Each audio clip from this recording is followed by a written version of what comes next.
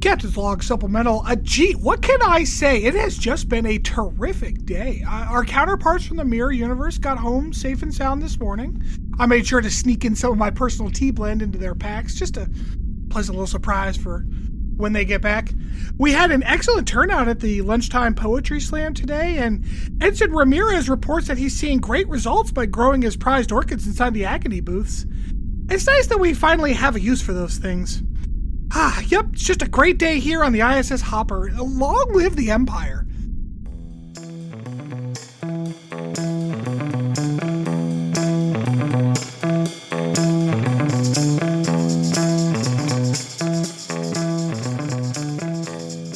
Welcome back to Captain's Log Supplemental. As always, I, Chris, am joined by friends Stanford and Rob. Hey there. Hello. And producer Mariah. Hi there. As has been the case, we are cruising through the entirety of Star Trek's universe in chronological order. We are so close to the end of Enterprise. So close. So Getting from there to here. As a reminder, please rate, review, subscribe, tell your friends. Very, very helpful to us. Please continue to do that or start to do that if you haven't already. I did not come prepared with any banter. Anybody got anything? I feel like I had some because like we're recording 2 episodes tonight, so I used my Liam doesn't suck at Halo banter. I thought I had another one, honey, that we were talking about the other day. We did start watching Severance. Oh yeah, how are you liking Severance? We got 2 episodes in. Okay, let me tell you about this fucking show, Chris.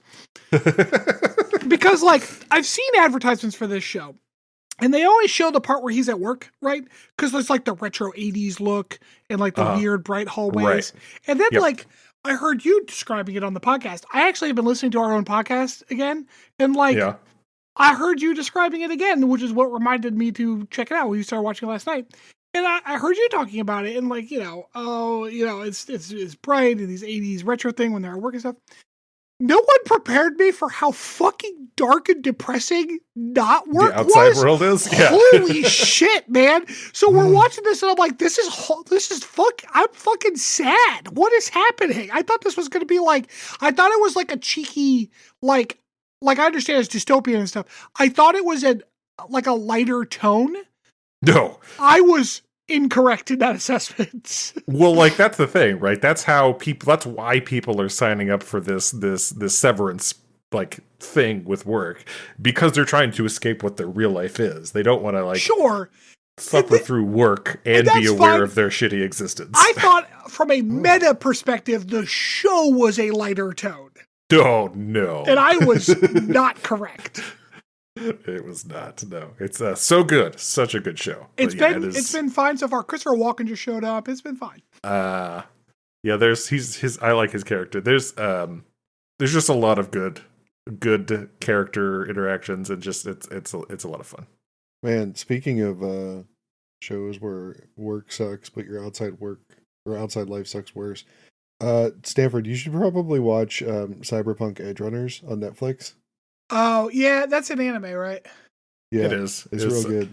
It's good. It's fucking depressing. Yeah.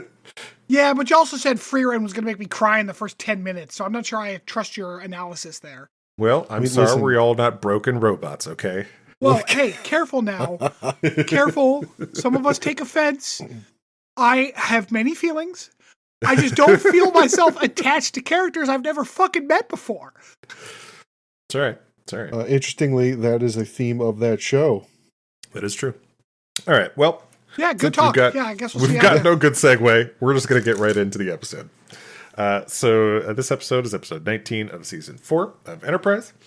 This is part 2 of A Mirror Darkly. We are unfortunately picking up our Mirror Universe storyline from the last fortunately? Episode. Man, this fucking shit goes out with a bang. Yeah, fucking, it does. Long live the Empire. This is great.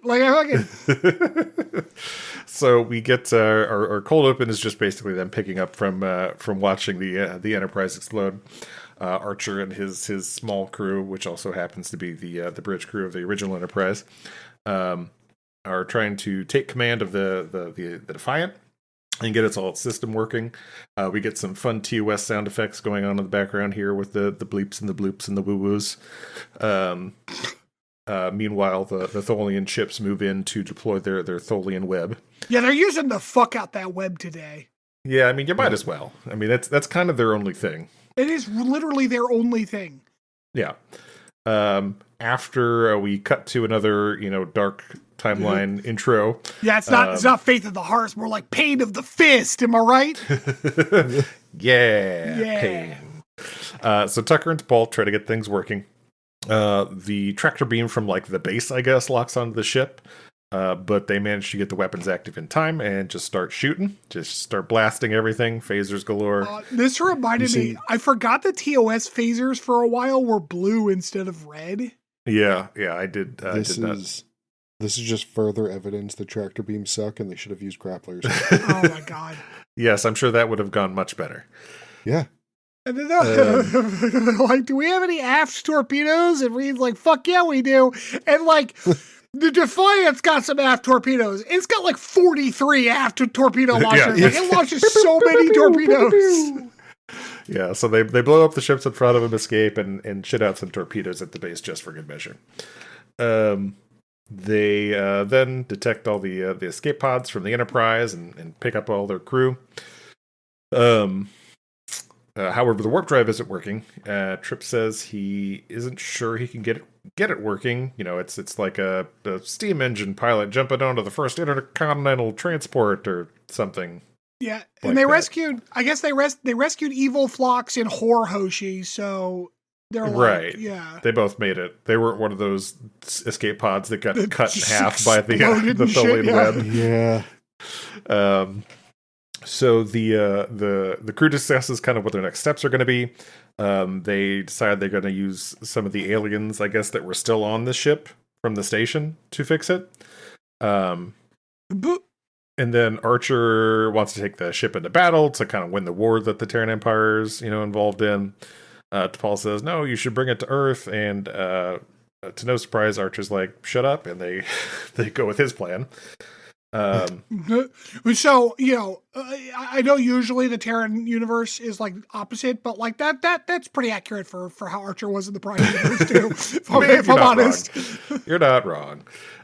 So after everybody else leaves, Travis and T'Pol are told to stay behind, and Archer grabs Travis's gun and just shoves it into Paul's face and gets all edgelordy with her and says, I know you betrayed me and blah, blah, blah, and blah, blah, blah, blah, rabble, rabble. Yeah, this is where I was like, wow, even Terran Archer isn't really that intimidating. He's not, yeah. T'Pol says she was just, following the orders, for Forrest since he was the captain, but he's dead now, so that doesn't matter, so she's totally on his side. It's a very believable argument. Yeah, definitely. Archer found a TOS era uniform, I guess, and puts it on. Fuck yeah. And this is one of those moments where it's like, you didn't have to do, you were fine. You didn't have to do this, but No. Also obviously they wanted to. So it's like, all right, go ahead. We're the dumb green uniform. Yep. He says he found no history on the Empire in the logs of the Defiant. We get a little bit more edgelordy about all this. How come there's no Empire? Blah, they blah, got a blah, federation of planets. We're like a federation of fools. Fucking, I like how Hoshi's like, did you look yourself up? Because you're a fucking dork. Your other side's a fucking dork. No. So Archer looks up Hoshi and is gives her some background info. And then Hoshi looks up Archer to make fun of him, I guess. Yeah. But also, he was much more accomplished than this universe Archer is. Yeah, no, Archer is big mad about it. yeah, that is true, because this Archer's just kind of a cuck, yeah.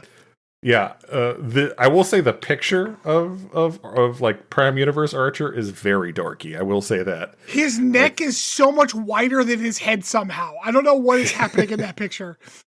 It was taken by the DMV.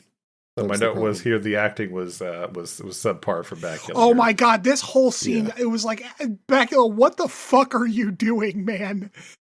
Yeah, I didn't. It was bad. Yeah, he's acting like someone who. You see this a lot in high school and college level productions where they know the concepts of acting, but they don't know how to execute them. That's what this felt like. Like, he's like, I have to show emotion, but then he didn't know how to do that, you know?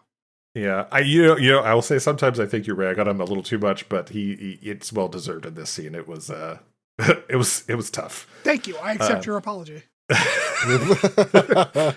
Hoshi, meanwhile, was like, "No, forget about that guy. You're going to be a hero of the Empire." Nah. Yeah. Hoshi's like, did I tell you how much I want to be your tart right now? Yeah, that's pretty much it.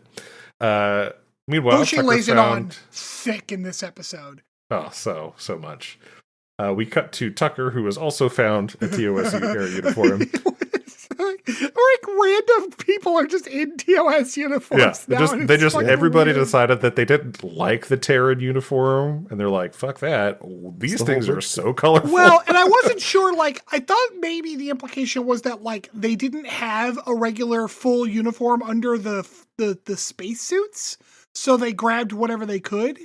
That's what I thought, because like they were all in the EVA suits. Yeah, I think that I just like the implication that they appreciated the pretty colors and the skirt. Yeah, because the only people that are in it, like T'Pol, Archer, Trip, Travis somehow, gets one too, and Reed. Somehow a less offensive uniform to women than the previous one. Yeah, the short skirts and the stockings were less offensive than that fucking crop top hip hugger bullshit. Yeah. Also, speaking of bright colors, I forgot how bright all of the piping is in the original Enterprise. Oh yeah. It's crazy. Like, it looks like a pediatrician's office. That's good. That's nice.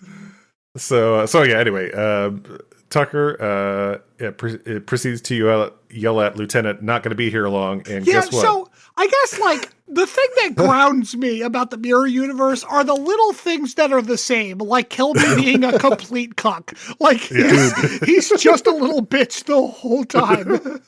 This was the moment where I thought, oh, it's Kelby from the normal universe. Oh my god, what a reveal. And he like nothing's different. Like, maybe it is, Rob. Maybe it is, Rob. You don't know. Maybe it is. And he just fucking, this was the end of the Kelby line, was when he unsuccessfully got eaten by the Gorn.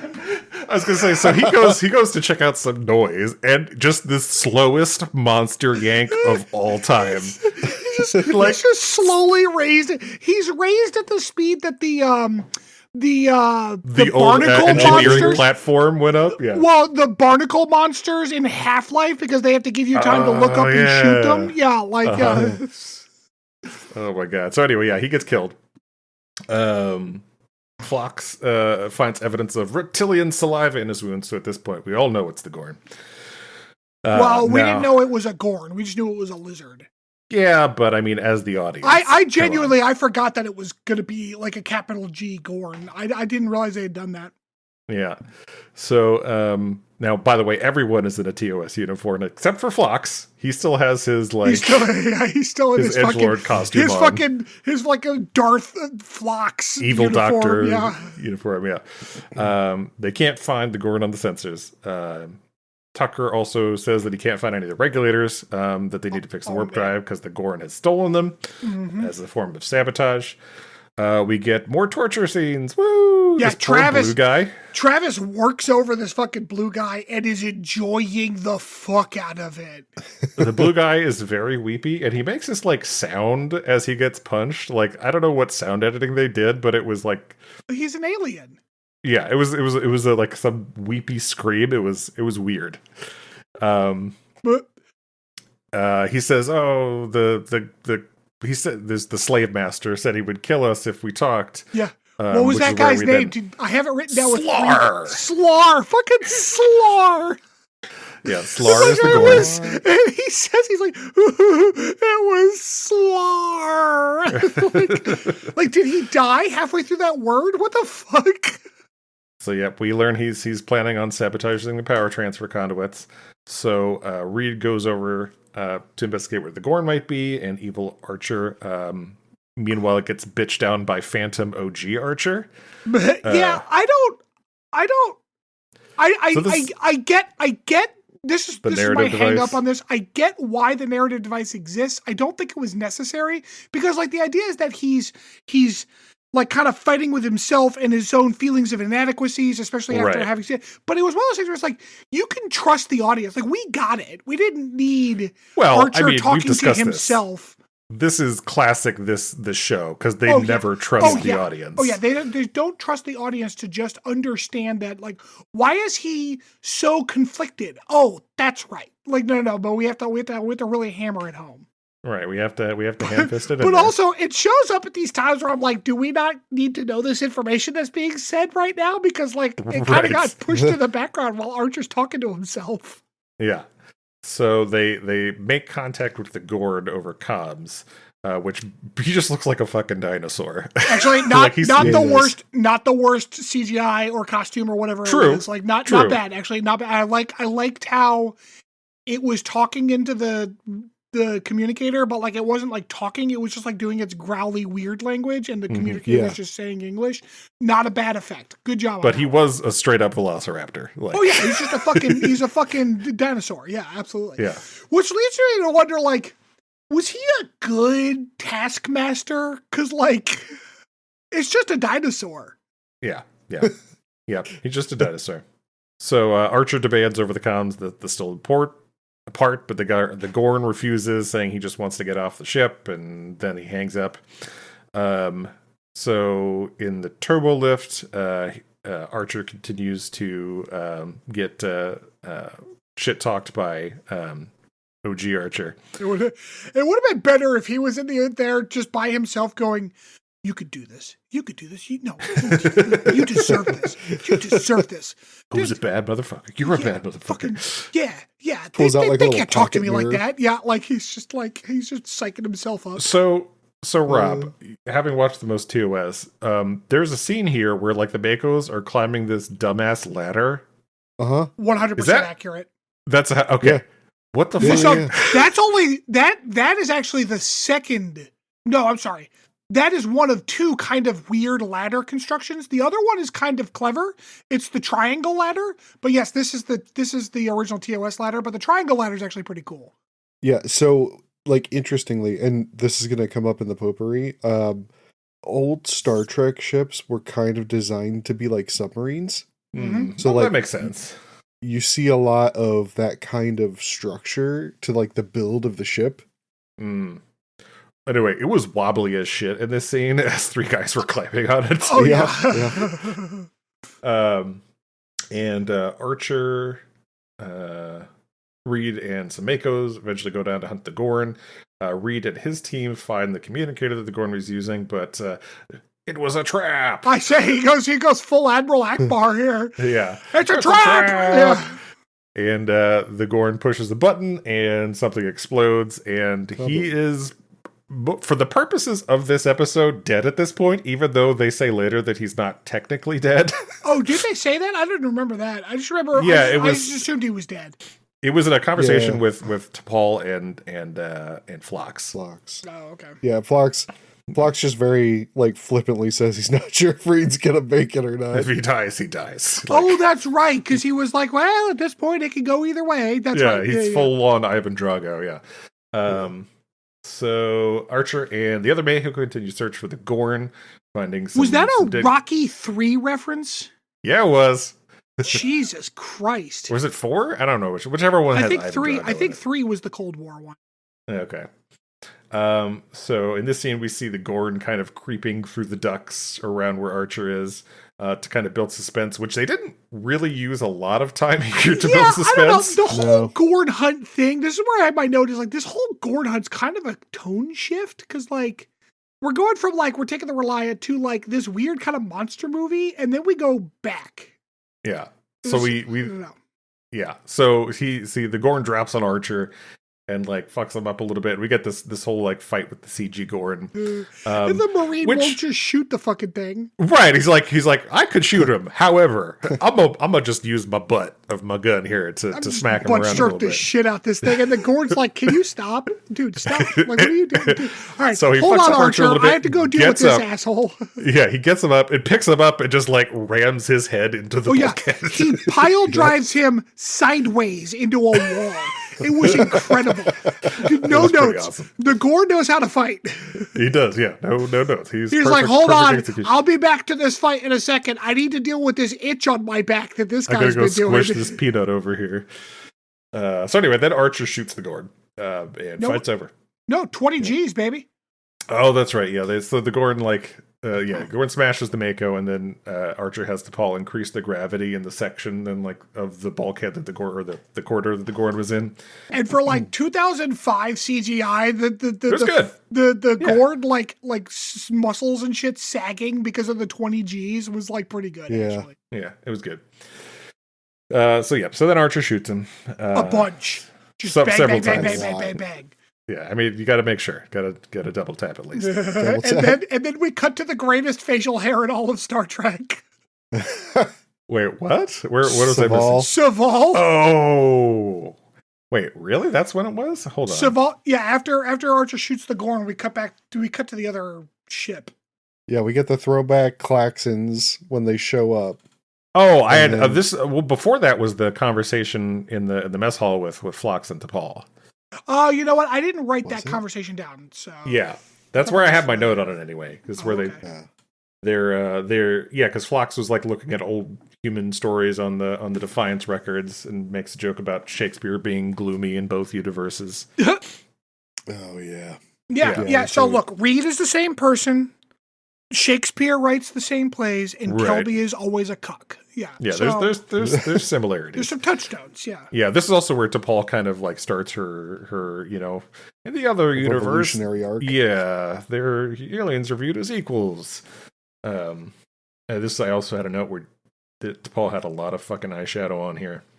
I like how Phlox here is like, maybe they should restrict the access to that database because it's pretty dangerous. And then, like, that never happens. Like, everyone's just got free access to this fucking thing forever.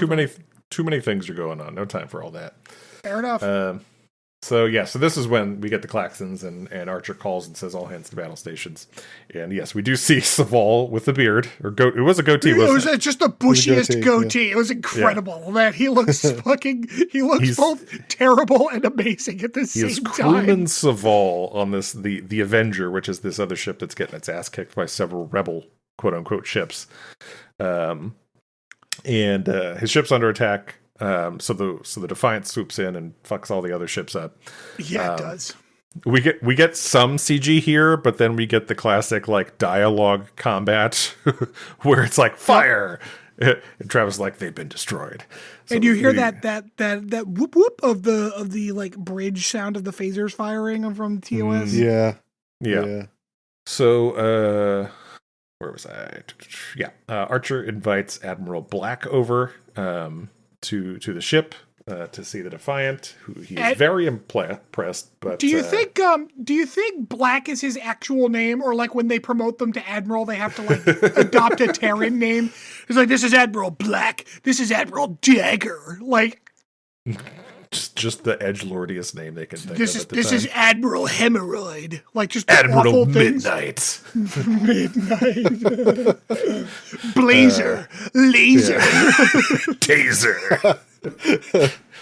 Anyway, so Black is impressed with his work and says, "I'm going to recommend you to be promoted to captain as soon as we can." Let me tell you, Terran admirals do not read a room well. It really doesn't. It really does. So Archer's like, so I want this ship. Meanwhile, OG Archer is calling him a bitch. He is in his head. Yeah. And so Archer gives Travis the signal, who kicks the one guard in the face, and then Archer disintegrates. No, not the face. Black. He like roundhouse kicks the dude in the back of the fucking head. It was incredible. Yeah, that's true. Yeah, that's just so good. Travis is like, I'm gonna be Jean-Claude Van Damme in the other universe. Yes, and as you said, Black was very surprised at the whole situation because he did not read the room at all. But yeah, Black is like, oh my, like in the middle. It's like, dude, how many people have you had to kill to get your job in the Terran universe? And he's like, oh no. He's like clutching his pearls. Yeah. Yeah. He gave, Archer gave plenty of signals as to what was happening. So we cut to Archer giving a speech in this shuttle pod bay of the Avenger about how he wants to, overthrow the Empire leadership because they're all corrupt. So, some pretty classic. Not the worst acting job out of Bakula in this scene. He's actually not doing too bad here. So apparently, like self-righteous douche is definitely in his wheelhouse. Yeah. So T'Pol goes to see Goatee Saval. They discuss the alternate universe about how it's so much better over there. He's and like, T'Pol, in the other universe, I get to shave. Yeah, T'Pol describes very, very breathily and close to Saval's face about how she's going to destroy the Defiant. So weird. I don't know what her body language is in this episode, but it is so fucking odd.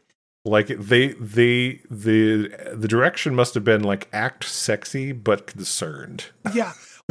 Saval is a father figure and you want to fuck daddy. Go. Yeah, it was weird. It was a weird scene. But yeah, so she wants Saval's help. Hoshi and Archer have a shadowed conversation in bed. All right, dude. There's one thing you learn in this scene is how fucking big Bakula's head and neck are. They're huge. Yeah, because we just get the side profile silhouettes. Yeah, it's a silhouette, and he looks like a tiny little puppet body on a human adult head. Archer says he wants to get rid of all the non-humans from the ship, but Hoshi's like, well, maybe not Phlox. He seems cool. Yeah, this is where I have to know the Genobulans are just too damn agreeable to be rebels. So then kissy sex happens and cut to bridge. Linda Park, and this is going to be explicitly stated in the dialogue shortly, but she was fucking everybody in this episode. Everybody. Yeah, so she was definitely sex as a weapon character. I mean, fucking joke's on us because it works. I don't know. Yeah, you're right. No argument there. On the bridge, Paul starts messing with stuff, but then Archer comes into the bridge and orders her off of it. Yeah, she's downloading stuff onto a 3.5-inch floppy, man. She's got 2.15 megabytes of that information. That's so much. We get a call with some Starfleet dude angrily calling in response to Archer's request of surrender. Oh man, this guy was fucking funny too. He's just so mad. Just mad. He's like, I've already taken 3 blood pressure pills before I even dialed the fucking phone, asshole. You can see the vein bulging in his forehead. It's just red. So Fox then gets called over to the Avenger from the Defiant, where T'Pol and Saval want Phlox to help with sabotage, and they convince him by appealing to Phlox's inherent horniness. I was like, Saval's like, yo, Phlox, you know how you like fucking, right? You know you like lots of ladies. You know you're gonna be fucking a lot if you join us. So it works, and he's on board. 100%, it works immediately. Yep.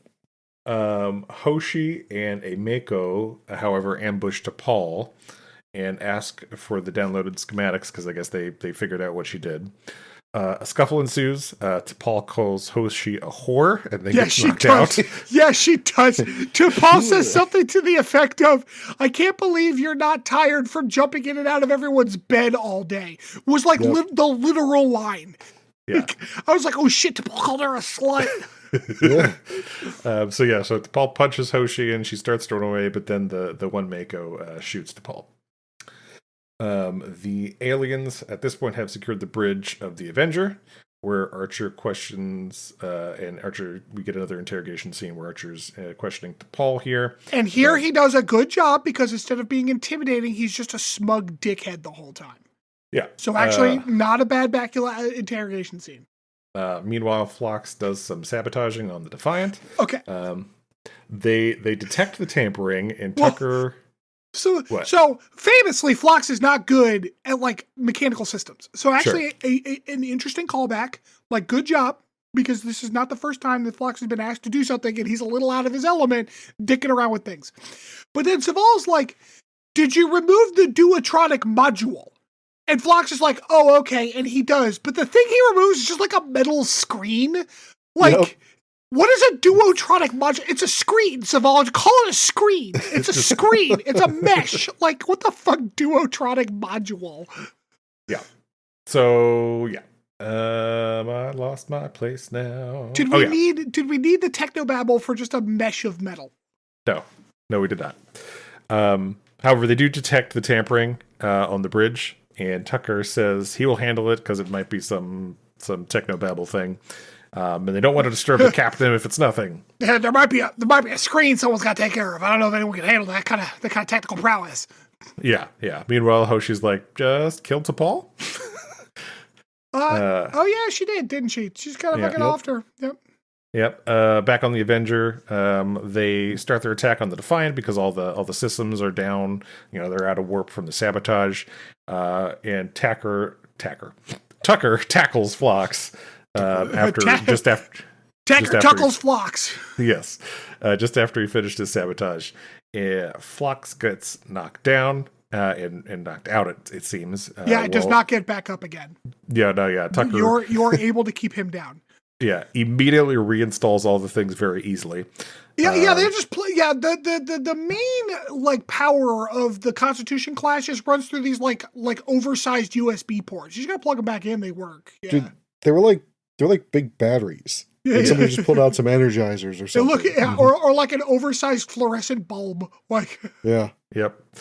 So all the systems are back, and then the Defiant blows the shit out of Avenger. And this was the moment where, like, this is actually a pretty good subversion, because, like, you expect... The bad guy wins. Yeah, you expect the plucky, like, alien heroes to win, but they do not. No, they get blown the fuck up. Real bad. And the bad guys win. Cut to a post-coital scene. Of Hoshi this is the third or fourth one. Yeah. It's a lot of them. They sweatily talk about things that didn't really matter.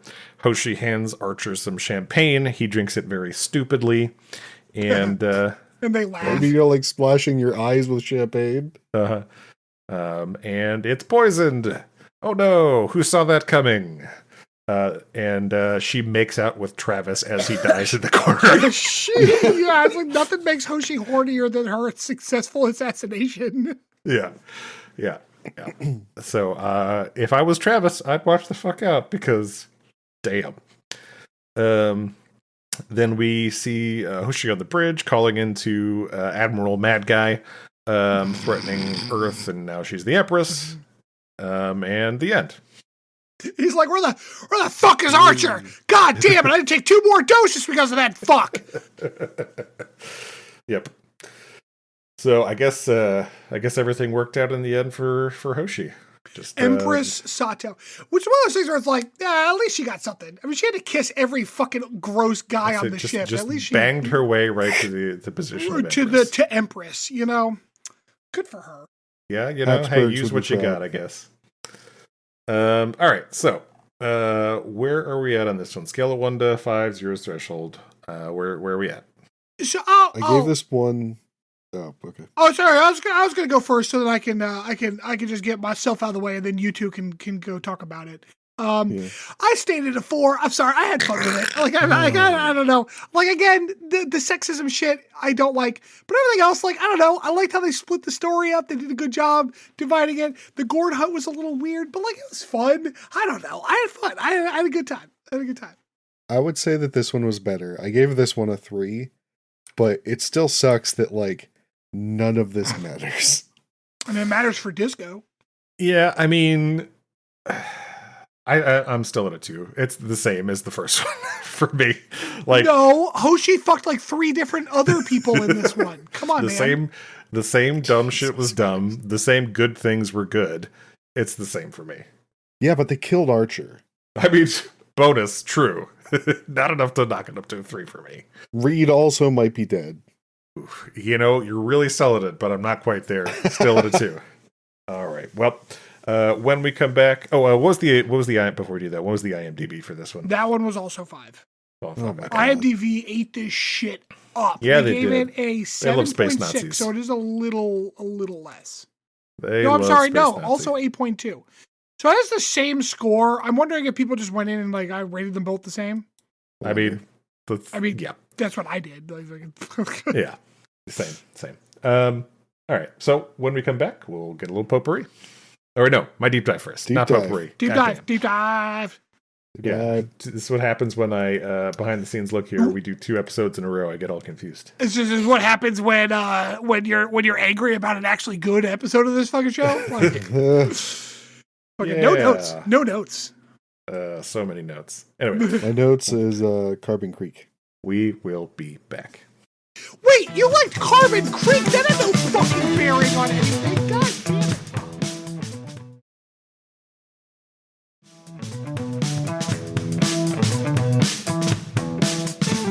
Welcome back, everybody. All right, so for a deep dive today, I wanted to take a look at some historical coups, seeing as we ended the episode with a military coup over the Terran Empire. COUP, so not like the calls of various pigeons and things. Coup. Yeah, no, not that one. Oh, damn. So, man, all of my homework is invalid now. Damn it. No, okay. So I want to take a look at 5 different ones that are kind of famous ones throughout history. First one I wanted to start with was the coup of what? No, I was gonna say, do you think I'm gonna lose do you think they'll revoke my degree if I've never heard of any of these? Yes. Yeah, I'm pretty sure that's something that happens in real life. Fuck. So the first one is of Napoleon Bonaparte. So, which one? Right. He kind of. This particular one was immediately after returning from his Egyptian military campaign in 1799. He began scheming to overthrow the, at that time, Directory that ruled France, which was a 5-member group. There was also a couple other, several 100-member kind of groups of kind of a congress that were part of it, but at the time was ruled mainly by this directory. Oh yeah, no. That several hundred group of people was basically let the rich people let the poor people go argue in that room while we make all the decisions over exactly, here. Yes. Yeah. So with the support of several high-level co-conspirators, including his brother, and Steve 2 of the Bonaparte. It was something with an L. I can't remember it. Leopold? But no, it wasn't quite that. Oh, God damn it! Now I have to look it up because Leonard Bonaparte.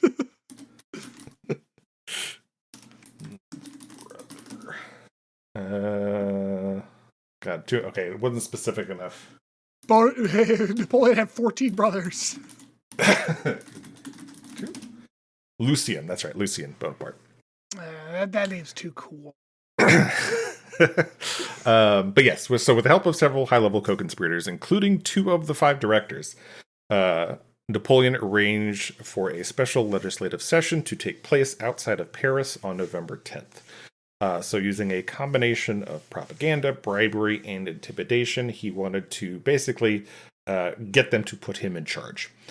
However, the lower houses, one of those groups we were talking about before, were, as you might expect from the more common, coming from the more common people, very angry about it, chanting down with the dictator and basically chasing him out of this chamber. However, as the general of the military, he used his soldiers to basically clear that area, and in an attempt to preserve kind of a visual of constitutionality, convened a small hand-picked group of legislators to abolish the directory and appoint him to a 3-member consulate, of which he was first consul, and shortly thereafter, in 1804, he crowned himself emperor. It's always nice when you just I know this whole body's going to vote against me, but if I just take this small part of the body, they will vote for me, and that's good enough. Right. So this was actually kind of like a coup within a coup for Napoleon. I had mentioned before that he had the support of a couple of the directory people at that point. One of them had planned to get up to the point where it was a 3-person,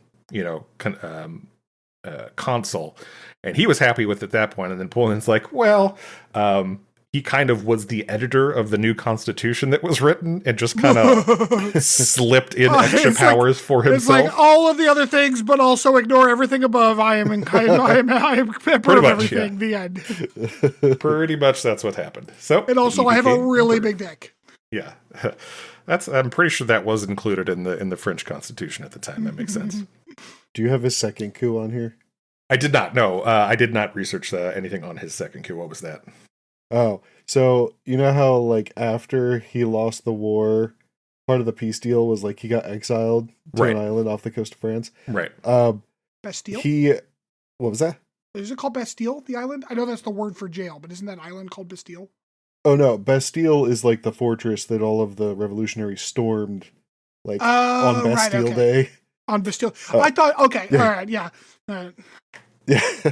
No. It's the same island that Monte Cristo Corsica was in, right? Like, doesn't Monte Cristo start by talking to Bonaparte? That's more of a Mariah question. She read that book. I don't know. It might have been Corsica. I think that's where he was originally Corsica, from. I think, is right. But anyway, when he got exiled there, he kind of like took command of the island and like vastly improved everyone's lives there, like built infrastructure, built roads, like helped them like build up their businesses there. And it got to the point where everybody there was super happy with him. So all the guards that were originally ordered to like guard him and keep him prisoner on this island just signed up with him. They march on Paris. He takes command back of France and then declares war on the English and then loses like Classic almost Napoleon. immediately. It's like 100 days into his reign, I think. Then he got banished again to an island much farther away in the Atlantic. And he lived a very sad life. The problem was he was too close. Yeah. Yeah. That sounds like a move I would make in like Civ, where I'd like, oh, I got it. I'm gonna declare war on this guy and then immediately fucking lose. Like, god damn it. Oh. So, in answer to your question, the Count of Monte Cristo starts on the day that Napoleon left his first island of exile, which is called Elba. Elba, that's it, yeah. Shit, I can't believe I remembered that fact about that movie. All right. It's a pretty good movie. So my second coup that I had here was that of Francisco Franco. When a leftist coalition won Spanish elections in February of 1936, then General Francisco Franco was packed off to a remote post on the Canary Islands. He was aware of a coup plot that was brewing amongst several army officers, and apparently he was initially hesitant to join this coup, but eventually he was convinced following an assassination of a conservative politician. On July 18th, Franco then broadcasted a manifesto imploring the military to overthrow the democratically elected government. Army garrisons all across Spain heeded his call, and he flew from the Canary Islands to the then Spanish-controlled Morocco, where the uprising had begun a day earlier, and took charge of troops there. He was able to ferry them across the Spanish mainland with the help of then fascist Italy and Nazi Germany. The coup attempt was kind of only partially successful, though, where the Franco's rebels had control of just 1/3 of the country, which of course led to the Spanish Civil War that preceded World War II. Although they did eventually emerge victorious with the support of fascist, monarchists, and landed gentry and the Catholic Church, he would rule as dictator of Spain until his death in 1975. Oh shit! Franco was alive in 75. Holy El fuck! Judío. I didn't realize that the Spanish dictatorship lasted that long. Fuck me. I did not either until I looked into this. Yeah, the Spanish Civil War is fun because like it's the only Civil War that Americans actually know about. Because like we're ruined by our own Civil War because our Civil War had two discrete sides. It had the North and the South, and that was it. Every other Civil War in history is fucking complicated. They all have all of these different fucking factions all trying to vie for power at the same time. Like, we're unique. But like Americans only really learn about our own Civil War. So like when we hear about the Spanish Civil War, it's like, wow, it's crazy that there were like 3 or 4 factions. Like, no, there were actually about 6 factions, and this is typical. Like, yeah. Dude. Yeah, studying Civil Wars is There's an interesting parallel between governments, democratic governments here too, between our two sides and the often multiple parties in other governments. Yeah. It's kind of funny playing in Hoi 4 when the Spanish Civil War kicks off.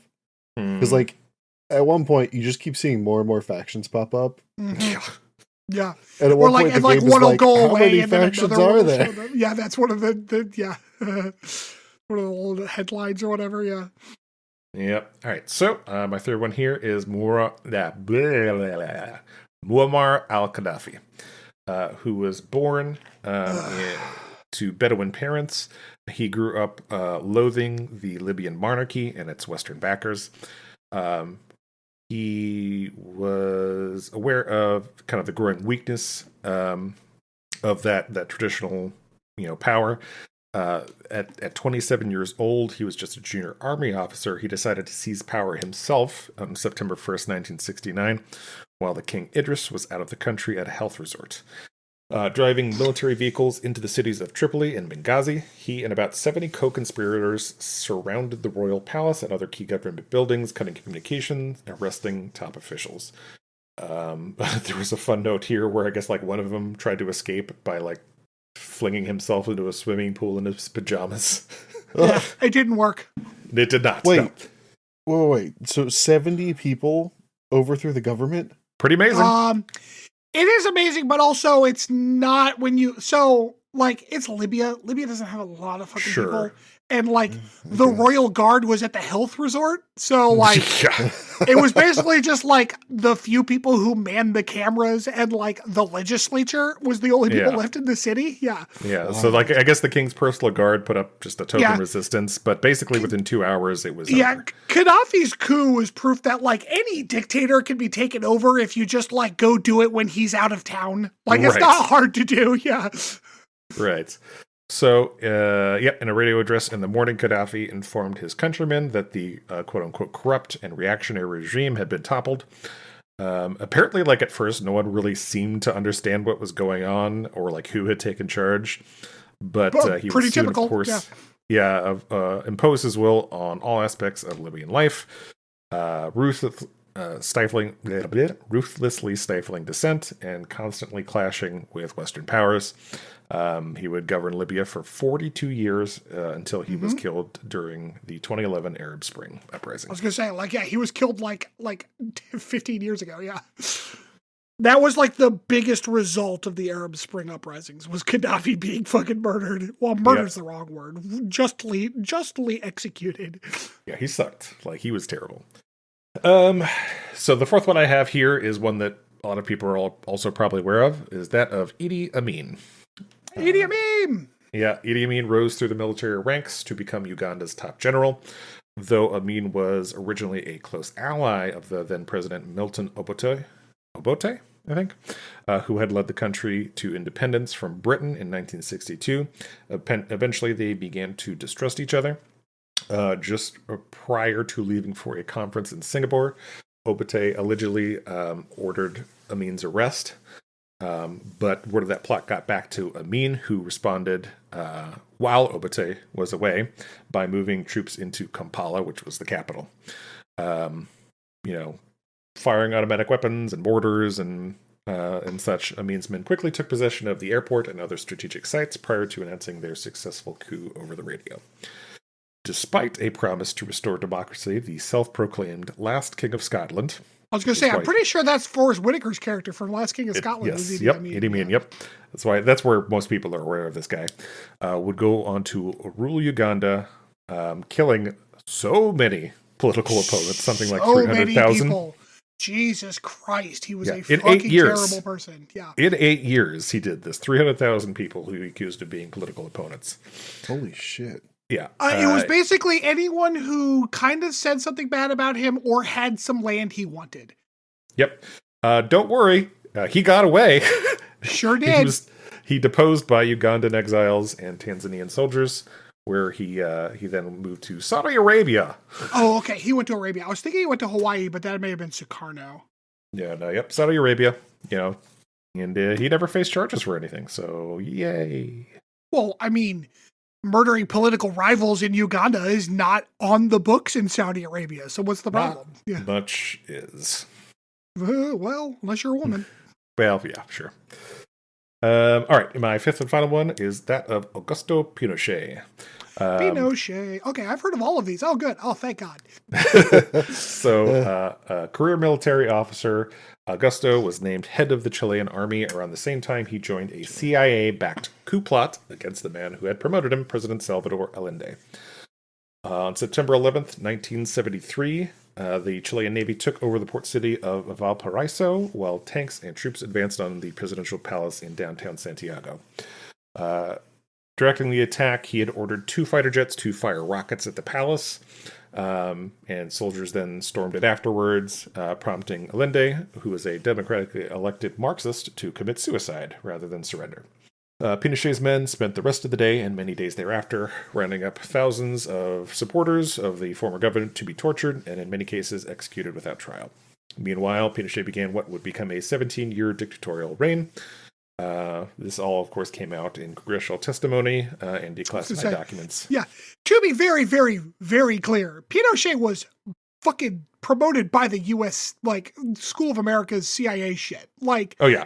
America specifically brought this guy up to kill a bunch of communists. That's what he was designed to do. This was also a Richard Nixon backed thing. Good old Nixon. Yeah, good old America. Anyone who thinks about an they'd done empire. a lot of funding into this plot, including anti-Allende propaganda and taking measures to hurt the Chilean economy. And aren't we where the fighter jets came from too? That I'm not sure of. I didn't see that. But the U.S. also constantly supported the known coup plotters for this takeover. So. Yay, CIA. Yep, because Pinochet agreed to give us favorable trade of oil. Well, some oil, but there was something else too that we want.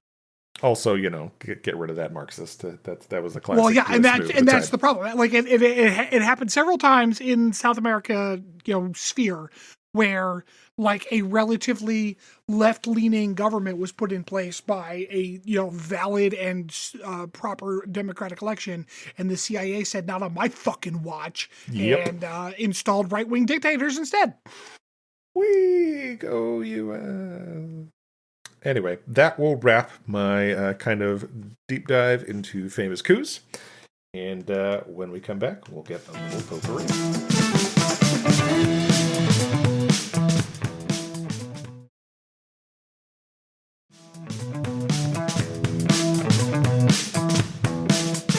All right, welcome back for Potpourri this week. I thought we would hit the old Reddit gold mine and do a little mining for how spicy is the hot take.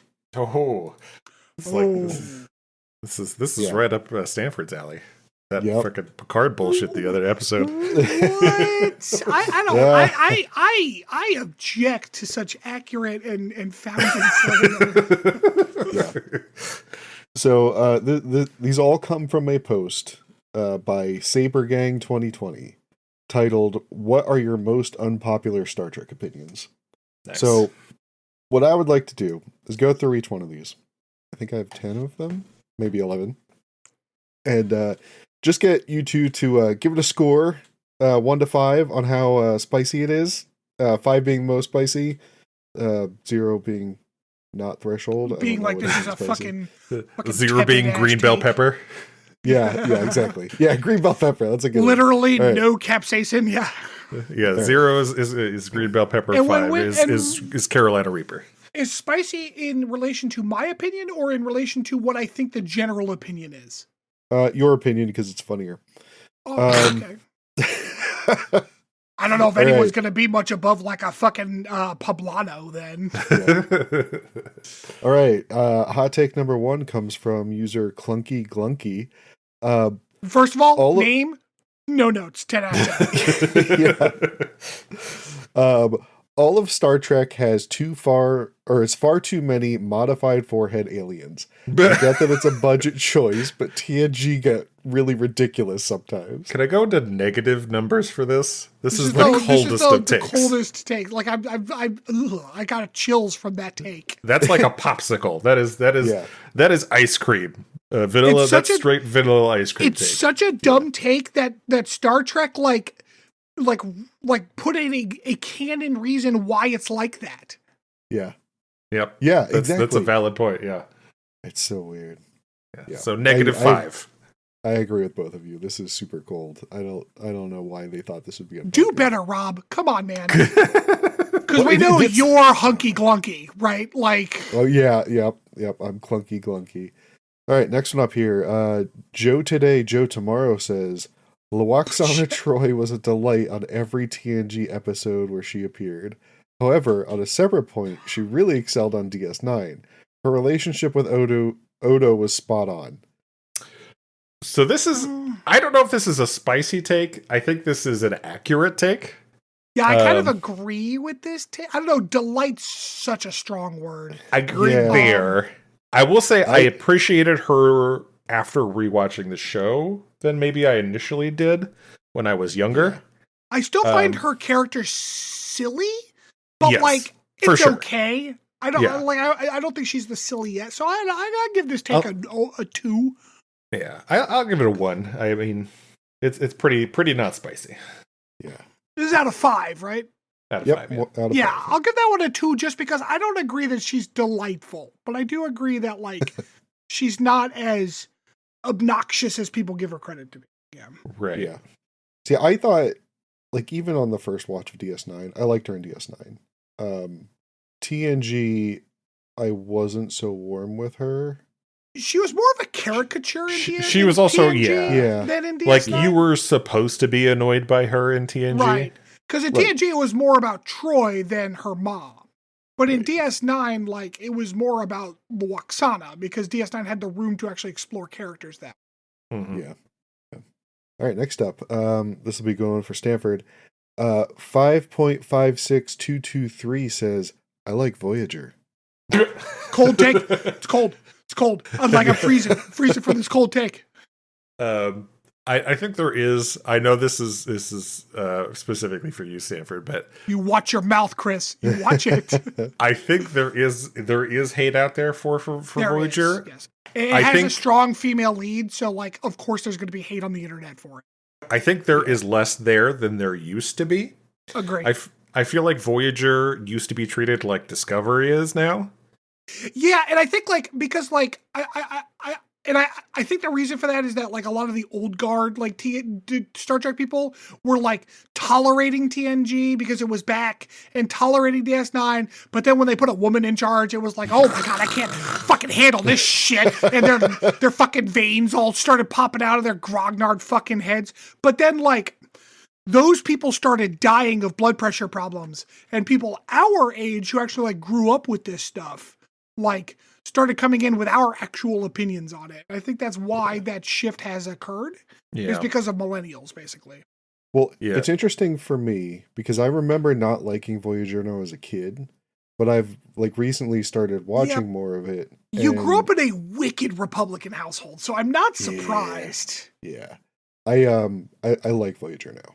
I don't get the hate for it. Yeah, I like Voyager when I watched it initially, and I like it now. So it's that's a 1 for me. Yeah, I liked it when I watched it, and then I grew to love it as I watched it when I got older, and really appreciated like what it was doing and how it was put together, especially for its era. Yeah. Yeah. All right. This next one is kind of funny because it's something that we've talked about before. Inconspicuous Male says Worf should not get his own series. There has been plenty of Worf. Man, you got to get me some actually spicy takes. Like, yeah, I guess the problem is that we're apparently pretty spicy. Like, because like once again, like a 1 for me. Love Worf. I love Worf. I don't. We've had enough. Fine. We've had enough Worf. We need to get some new Worf's characters. Shtick is old. It definitely doesn't fit within the current. Yeah, and he's just like it's like he's kind of stiff and whatever. Like, okay, all right, I get it. He was good with what he was in. I never had. Yeah, it's Yeah. we're And we're also, good. We can like, move on. I'm sorry, that shtick can't tentpole a show. He can Yes, be I part agree. of the 100% main agree. cast. Yes. He can be a supporting role, absolutely. And he can have episodes here and there that are more about him, but like he cannot temple a whole show. I mean, Big Bang Theory. I don't understand what that means. like he's The main kinda character. Like Sheldon, and Yeah. he's super stiff. In different ways, but yes, I get what you're saying. Uncompromising. Yeah, but also Big Bang Theory is a fucking terrible show. So Yeah. It's not good. Yeah, that's what I'm saying. Like, it could be a show, but I just don't think it would be good. But also, All right, like, now I don't onto know, is like, and I've watched the first couple seasons of that show. Is Sheldon the tentpole? Because like Leonard's a pretty big fucking part. Yeah. I mean, yes, it is an ensemble show, especially I think later on. But like, Because when I like that because when I heard that Worf was getting his own show, to me that's like the Section 31 movie was like Michelle Yeoh and some other people. Like, I don't think Worf can handle a show where it's Worf and some other people. He does fine as a main character. I don't mind him being the Sheldon to Picard's Leonard. That's fine. But I don't think the show can just, like, man, I don't think he that could do a comparison young made show. me throw up in my mouth a little bit just then. Yeah, Big Bang Theory is stupid. Like, All right. All right, onto the real meat and potatoes here. Nerd Errant says the Prime Directive only makes sense as an immediate overcorrection for colonialism. It is unethical and dangerous policy that is unimaginably cruel to pre-contact peoples. Rob, I This said give me a is- goddamn spicy take, okay? oh no, There come is on, you think no- that's semi-spicy. There is no way that an aspiring utopia would have the policy equivalent to they can't drive yet, let them die. I mean, yeah, that's the thing. Like, I understand that this take is spicy, and I'm genuinely curious what people's comments on that thread is. But like, that's my opinion. Like, that guy just said my opinion very well too. I like that. They're good, well put. But like, yes, exactly that. Everything he just said. Like, interestingly, I think that man, I think that we've got more in common with the average Star Trek fan than I originally thought. They're very understanding of Star Trek's flaws.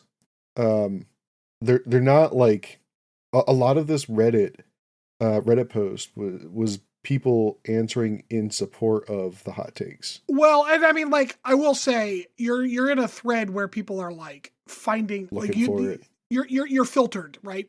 Yeah, First of all, because yeah. you're only looking at the stuff that's voted up, right?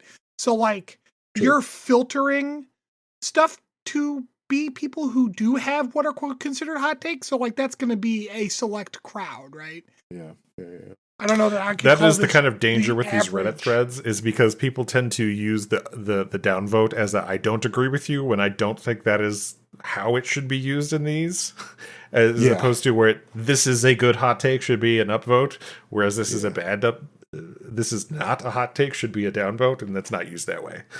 But yeah, I think for this particular one, I think, like I said, I don't think it's very spicy. I guess maybe a 2, just because I don't know, they talk so much about the Prime Directive in Next Generation on, And like I don't know, because like so one of our listeners is Liam's dojo sensei, Sensei Bruce, Bruce Sensei. Hi, Bruce. He disagrees with this sentiment because he and I have had this discussion like in person about like he thinks that he does not agree that the Prime Directive is as problematic as I do. So like there do exist people who disagree with this take, and like very big Star Trek fans. So I don't know about the average fan, but like there is definitely a school of thought that disagrees with this notion. like, I don't think you need to give primitive societies like fucking nuclear weapons, but like, I don't know, if they're all dying from a plague, maybe help them. Like, No. what are Well, we doing here? I'm even further. Like I think it is an ethical right of ours to inform them and give them the right to decide whether or not we uplift them.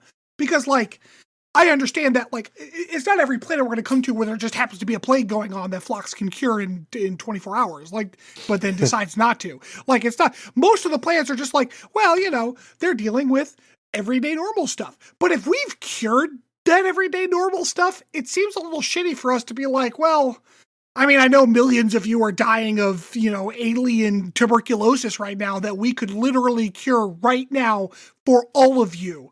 But sucks to be you, I guess. You haven't learned to be warp drive yet. Yes. And medicine, and that's like an easy, always give it like food technology to like increase crop yields and things like that. That's, give them that. And also, we're a federation of literally trillions of individuals. We could just have organizations of people whose jobs it is to literally go to these planets and set up shop and be like, we're going to teach you how to use all of this. We're going to make sure it's distributed equitably and make sure that they want to do this. I agree with consent. If the planet's we don't want you here, get away. That's fine. But then it's also that level of informed consent. And maybe the leaders aren't the only ones who get to decide for everybody, But this kind of screams of that kind of boomer mentality that we had to suffer and look where I am now. So so you must suffer. I agree. And that is actually direct dialogue from the show is societies have to struggle in order to come through, or else they won't be able to understand and responsibly use our technology. It's literally the language used in the show multiple times to justify the Prime Directive. Filter. It's you haven't suffered enough to be responsible with technology. And that is you're exactly right. It's that kind of older, mentality of well, I struggled, so therefore you should struggle. Or I feel like my struggles made me a better person, so therefore your struggles will make you a better person. So I feel like this might have been a hotter take than you guys let on. No, so my point is that I agree with this take, but I do know a lot of people who would think this take is very hot. Sure. Yeah. Okay. That's why I got up to 2 on this one instead of just 1. Yeah. All right. Maybe the next one here. Valthona Syrian posts the slow submarine-style warfare of old Star Trek ships, think TOS movies, is far better than the swoosh of ships zipping around and dodging phasers in newer Star Trek. I disagree. Yeah. That takes a 3 at least. I was gonna say that's a 3. It's not fun. That's boring. Fuck that shit. It's boring. Exactly right. I'm not the realism doesn't matter. It's boring. I Give don't want me lots of pew pews and explosions. We have the technology. Make it fun. Yeah. Now, to be fair, I don't think that we should go back into the older show and edit in some more exciting space fights. I think that there is certainly a tone and milieu to the 60s TV that is fine, but I don't think that's better. Can you imagine if they went back and re-edited every bit of CG from the original Trek stuff, a la the Star Wars special edition? So I don't want to disappoint you, Rob, but they did. If you watch Star Trek right now on Paramount, they CGI'd every single external view. Yeah, I know that they went back and redid and people are not happy about it. I guess what I mean is to put the in some complete extra tonal banthas and shift. shit. Yeah.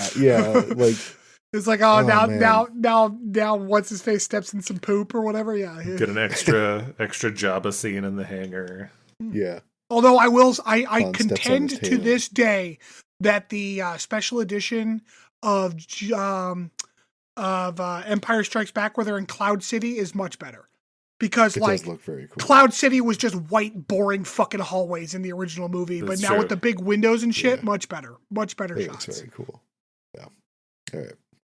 0000 Tour says, I don't even know if this is unpopular or not.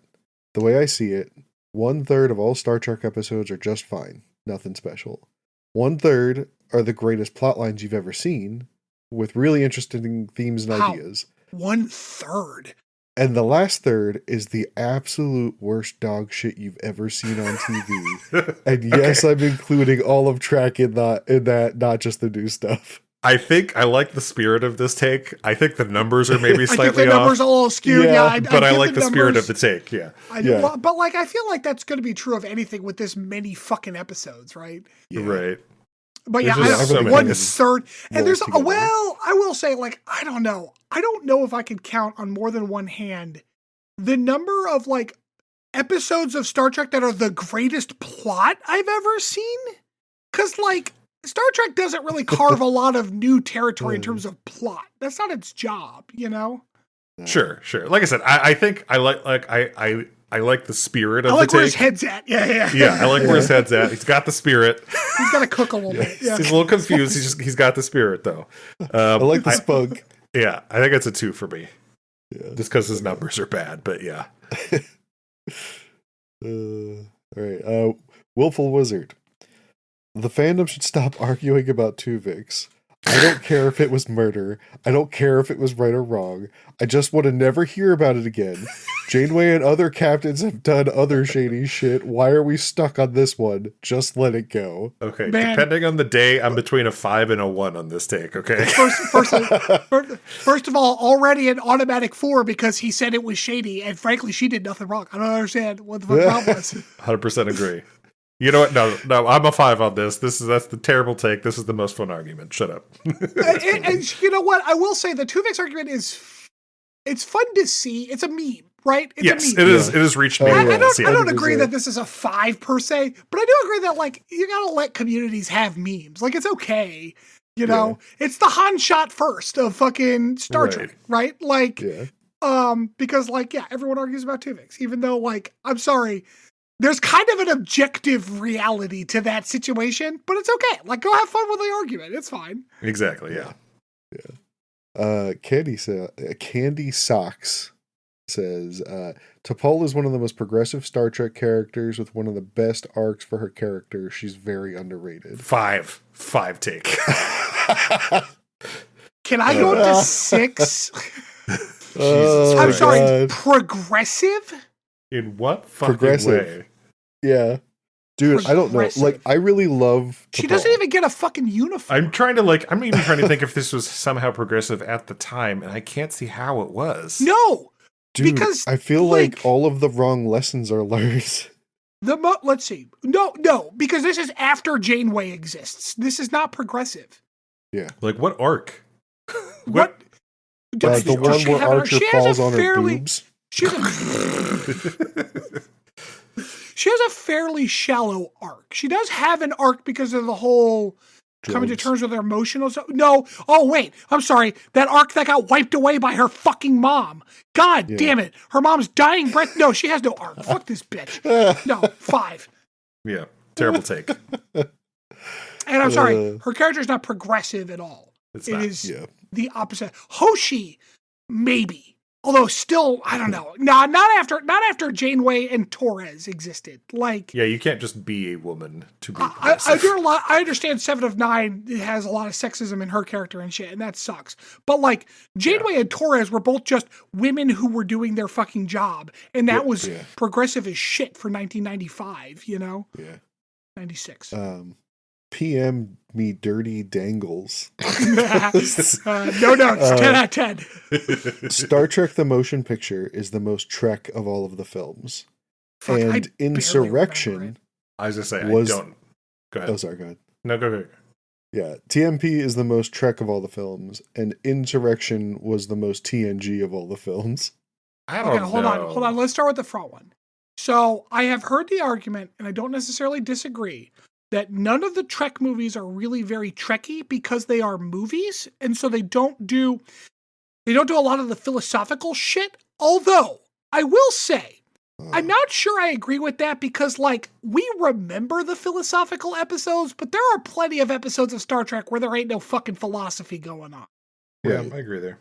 So would TMP was, I will say TMP might have had the most experimental themes of all of the movies, a la the V'ger shit. Yeah. So I would, from that perspective, I would give them that statement. Although Voyage Home is also up there, though. Dude, I don't think that I would Voyage rank it Home, actually, I would in probably like say the top half. I'm gonna be of, honest. like- The top half of things that feel the most like Star Trek, I would. Okay, let me hear your argument. No, he's saying he Because- doesn't think they are. right? No, No, yeah, I know, and I think disagree. Oh, okay. I don't think the motion picture would be in the top half for me because Why? you've got Search for Spock, you've got Wrath of Khan, you've got Undiscovered Country. No. You've The got question isn't like which movies are better. Like I don't disagree with that. Although Search for Spock is the worst one. Fuck all. no, but he's saying like which is the most Trek of all of the films. I don't even think this would rank in the top half. I think that half of the other movies are more Trek than TMP. What's our qualifications for being Trek here? That is my next question, because I assume that what he means by Trek is what most people mean by Trek, which is that like experimental sci-fi and philosophy stuff. Okay, I'm going to define it as not Section 31. But okay, but that's still a really broad that's just category. not hot garbage. So Oh God. Because like we all agree arsenic is not food, but like like I would say the Undiscovered Country felt like more of an episode of Star Trek than the motion picture did. So that's the criteria you're using is did it feel like just a long episode? Mm-hmm. Yeah, well, so I don't disagree that Undiscovered Country definitely feels like a long episode of Star Trek, but like so do some of the worst movies. Sure. Did he say Insurrection? Yeah, was the most TNG of all of the 100%. Absolutely valid take. Like, not to say that Insurrection is good. First Contact is a much better film. But Insurrection feels like a TNG episode that's 2 hours long. It 100% does. Yeah, I don't disagree. Everything about it. Yeah. First Contact feels like a great movie. Whereas, that's not wrong. Yeah, right. No. Yeah. So I think we were at a 4 for the first part of the spicy take and about a 2 for the second part. I don't know. I'm a little further down on the TMP. I think TMP is an okay pick. In terms of like I said, what people like to think that Star Trek is all about, which is like the philosophy and shit, TMP is going to be pretty far up there because the other movies don't really touch that kind of stuff. Yeah, it's a 3 overall for me. All right. This last one's going to be another one for Stanford here. Oh, God. El Mundo H says, hot takes night at /Star Trek, huh? Okay. The Batleth is a terrible weapon and the Klingons should be ashamed for inventing it. Oh, man.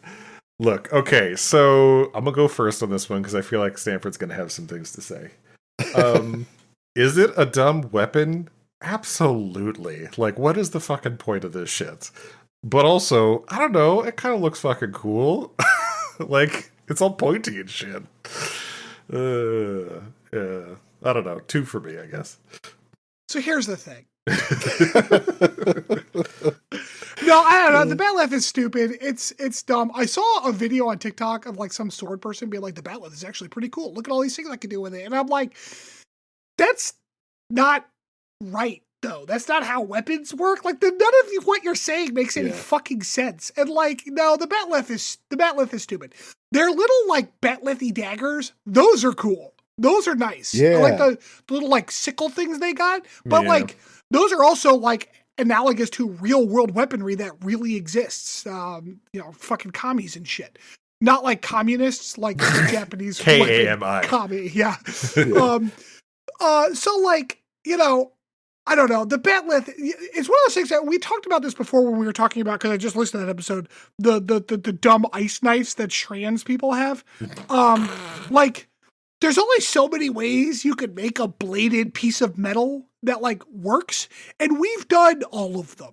So like, if your weapon looks so much different than anything that's ever existed on Earth, the reason is probably that yours wouldn't work. Because like, we've had thousands of years of metal and know how to sharpen it. So like, we kind of did everything. We tried all the shit, and the stuff that worked, those people lived. The stuff that didn't work, those people died, and we forgot about their dumb shit. So like, yeah, the Batleth is stupid. It would never work in real life. However, it is recognizable. Right. It is iconic. And like, I don't know, fucking transporters wouldn't work either, so who gives a shit, So like, I will give him credit for like, I will give Star Trek credit for like, at least it did something, I guess. But like, It's one of those things where it's like, if everyone was like, yeah, the battle is stupid, but like the Klingons are fucking fun, like that would be fine. It's the people who try to go in and explain to me why a bat'leth is the superior weapon, or Star Trek trying to keep telling me that the bat'leth is a superior weapon, where it's like, stop talking. It's the Ant-Man thing all over again. Don't try to explain something to me. Just have it happen and I'm fine. But as soon as you try to explain to me why the bat'leth is a superior weapon, I'm checked out because it's stupid. And on that note, that wraps up the last of the spicy hot takes that we found this week. What's are you in the Reddit post itself? Oh yeah. What's in the sort by either controversial? Yeah, controversial. Yeah. Let's see some shit in there. Let's see here. Controversial. -4. Avery Brooks was horrible. Chewed on more scenery than a tribble in a bin of Quadrio Trey. I'm not good with names. Who's Avery Brooks? Cisco. Oh, fuck off. That guy's just racist. Yeah. Section 31 plot lines are not too dark, and the concept of Section 31 is not anathema to the Federation. I don't care if it's anathema to the Federation. It's stupid. Like, it's my concern isn't that like the Federation is this wonderful, good organization. Why would they have these? No, I'm saying that that's dumb. Like, it wouldn't work. Like, why would the Federation fund these assholes? Like, fuck them. Yeah. Like, that doesn't make any sense. It's not anathema. It's like, well, it's not anathema for Starbucks to have a fucking, I don't know, a garbage company working for them. Like, no, it's not anathema. It just doesn't make any fucking sense. Like, all right. Discovery is good, and a lot of the critiques people make reveal underlying racial and misogynistic beliefs. So I don't know if I agree with wasn't it? I don't know if I agree with the first sentence or the first clause. Sure. But I do agree that a lot of the critiques I've seen leveraged do tend to revolve around that. I think there are very valid critiques, but like there are a lot of people who are basically like, oh, these characters are just no good. And it's basically like, oh, you don't like black women. Like, okay, that's fine. Like, what are we doing with you? Like, the first response is, you are terrible. So a lot of good discourse on that one. Another one here is TOS is unwatchable. I mean, we're going to find out. It's a cold, it's an ice cold take. Ice cold take. Like I've watched the Ponfar episode. It's pretty fucking stupid. Yeah, there's gonna be some struggles, I think, getting through that. It's just so it's so just 1964. There is one episode in there that I really worry about watching with the two of you. Not because of who the two of you are. Rob's like, it's my favorite episode. No, it's a terrible episode, and I think it might ruin TOS for you completely. Like it's cogenitor level of bad. One episode can't ruin a whole show for me. It's when they do the same dumb shit over and over again, like this one did, that ruins the show. Okay.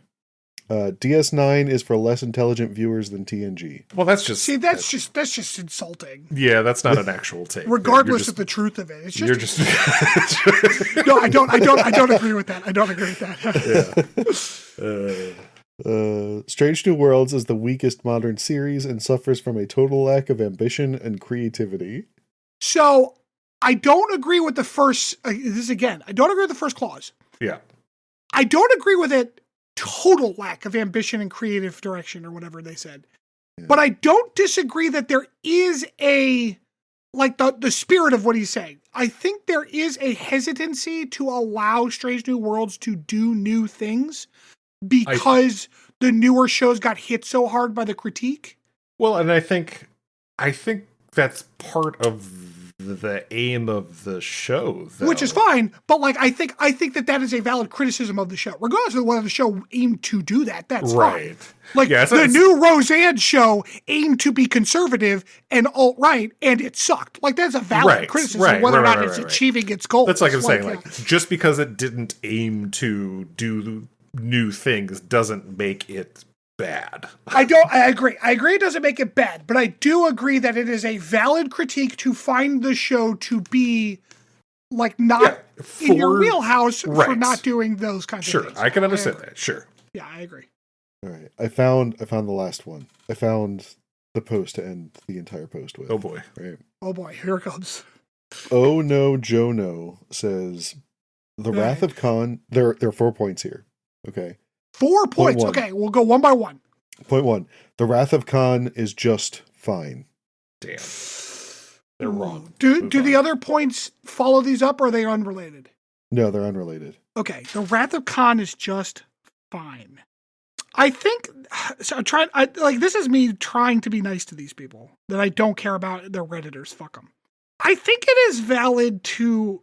The Wrath of Khan is a taste, and I think that taste is very heavily influenced by Star Trek. how old you are when you saw it, who you saw it with, and the kind of media, especially Star Trek media, you were consuming at the time. If I were to watch Wrath of Khan today without any of that context I had when I was 5 or not that young, like 7 or 8 when I watched it with my dad, I don't think I would like it as much. Fine, so I will grant them that you know what? I should have my siblings watch Wrath of Khan. Oof. Because they don't watch Star Trek. They watch Cogenitor. Oh. I made them watch that and they had opinions. And so it was just, that might be that's a good idea. I'm going to make them watch Wrath of Khan. Yeah, you should do a potpourri on that. Yeah, actually I should. Make them take notes and then you can just read their notes. They're going to be here on Tuesday. Maybe I should make them watch it before they get here and then they talk to me about it. Yeah. I'm sorry, Chris. I didn't mean to talk over you there. No, you're fine. You're fine. Yeah, no, just fine. I mean, come on. That's a spicy take. Yeah. Point 2. This one I actually do agree with for the most part. Klingon-centric episodes are boring as fuck, except for the one where Ezri tears the Empire apart and their honor bullshit in front of Worf. I could watch that on loop for a year. Ezra Dax. Okay, I was trying to remember who the fuck Ezri was. Yeah. So Klingon episodes being boring, I guess that falls into that category of the Klingons have one shtick and we know it. So there's not a lot of interesting story to tell when that's the shtick. It's okay if they're there. The shtick is fun. But the shtick is fun. It's one of those things where it's they're like cinnamon. Okay, cinnamon is a flavor. It is very nice in things, Yes. but you don't just eat cinnamon. Okay, you have to eat it with stuff, right? So Right. that's why the cinnamon challenge is a thing. If you just eat cinnamon, it's awful. Okay, but And it can kill you. So the Klingon shtick is fine, provided it's being used as a flavor for an actual plot. Right. But the shtick itself is not a good plot. Yeah, I agree. Right. Glad we all agreed. The Excelsior class is hideous. Is point 3. Wait, what is it? The Excelsior class is hideous. Ooh. That's a 3 or a 4. I like the Excelsior class Honestly, better than the Constitution. I kind of always hated the Excelsior class. I think really? I think it's fat and stupid. Fat? The Excelsior class is long and sleek. Hold on. Sleek is a strong word. Let me pull it up just to refresh my memory here. It's the longer, stretchy one. It's the Enterprise B is an Excelsior. No, B it's fucking it's dude. fucking Your fat. dad was in charge of it, man. Don't be so mean. It's got a fat ass and not in a good way. It looks like it's like a starship with a beer belly. That's a really good way to. It reminds me of a bathtub. That's why I don't like it. Yes, yeah. I thought that was cool. I don't know. I find the Constitution class to be kind of round. I like the drawn out look. The Constitution is also not my favorite, but I like it better than the Excelsior. No, it ain't no fucking Miranda class. We all agree. Oh yeah, I really like the Constitution refit with the squared slanty nacelles. Yeah, you don't I like the that one a lot. impellers. Yeah. Yeah. All right, the last and final to wrap this all up with. Star Trek Picard was good, actually. No. All of it. No. None of it. No. Okay. None of it. No. There's maybe a couple good episodes here and there, but no, in general. And none of them it's involved bad. Picard. It was bad. It's a bad show. I wanted it to be good, but it was bad. I'm sorry. When your entire premise in the end is the olds have to save the day, it was so fucking stupid. Yeah. Like, and he said all of it too. Like, not even like there's some good parts. No, the It was last season of that show was some of the worst fucking television I've ever seen. It was bad. Yeah, I mean, it wasn't Section 31 bad, but it was fucking close. Right. Yeah, it was. Man, no, I wouldn't. Okay. Because at least all the actors can mostly act, and they had Picard tottering around, but like everyone was acting around him. No, there was that fucking Crusher kid. That kid was stupid. He was okay. So yes, it was bad. It wasn't so okay. I wouldn't put it close to Section 31 bad, but like it was bad. I would rather watch any of the movies except for Picard, like instead of Picard, except like obviously not including Section 31. I would watch Nemesis twice instead of having to watch it again. Oof.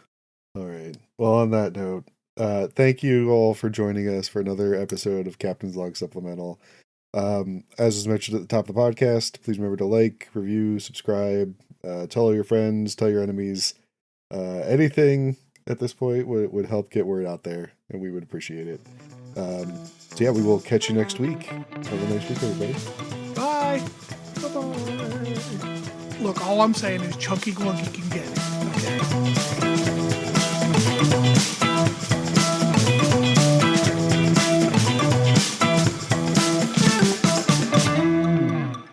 Thanks for listening to Captain's Log Supplemental.